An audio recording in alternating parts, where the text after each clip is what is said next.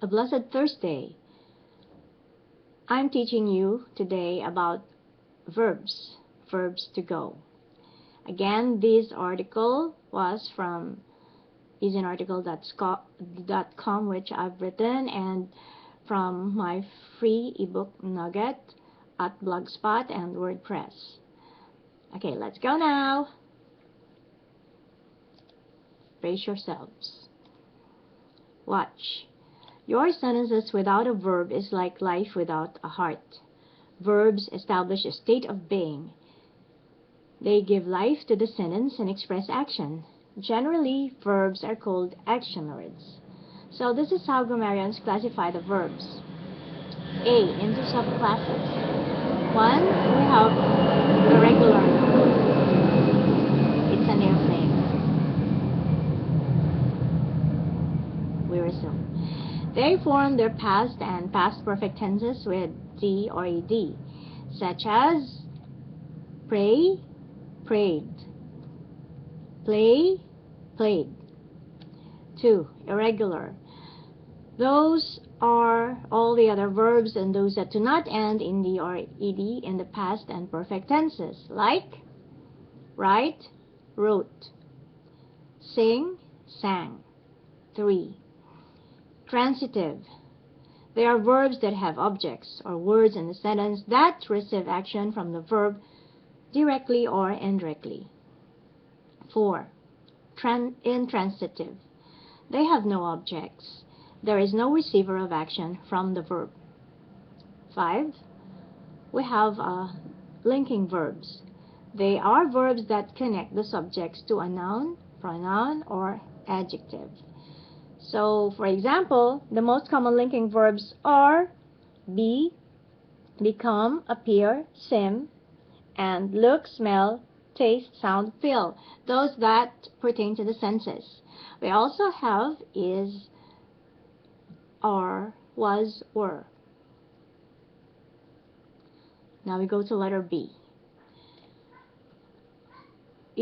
Verbs are also classified into 6 verb tenses, like we have the present tense verbs, the past tense, the future tense, the present perfect tense, the past perfect tense, and the future perfect tense. So let us have number 1, the present tense. They are verbs that indicate a condition. She is well. A routine. She studies every day. And an opinion. Learning means practice. 2. The past tense verbs. This means that an action has occurred in the past. Past tense verbs mean that regular verbs will end in D or ED. 3. The future tense means an action will happen in the future. The future tense verbs are preceded by either will or shall, like I will write you, I shall write you.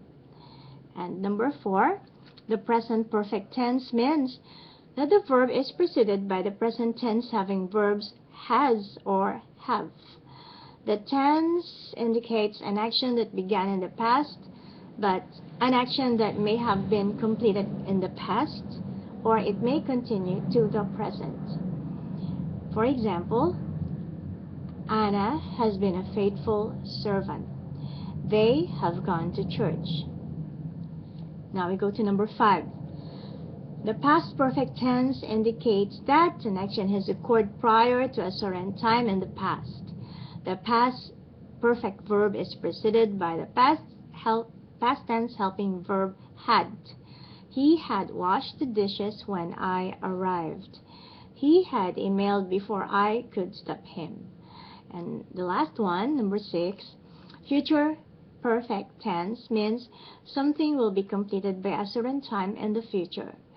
The verb will be completed by will or shall and have or has. So remember that the perfect tenses goes with has or have, and then you will have to combine it with the past participle. Okay, so practice with the verb write and pray, and use these 6 verb tenses. But do that later on. Letter C. As a general rule, singular subjects take singular verbs like SS equals SV, and plural subjects take plural verbs, and the formula is PS equals PV. Take note of the other rules of subject and verb agreement in making sentences. The rules are easy, but even professionals like us and a student like you need to check and edit the work or let someone read it again for errors. But don't worry though, there is no perfect grammar. But then rules and exceptions have to be known. And then what you write, you have to, of course, check or edit. So I'll see you again.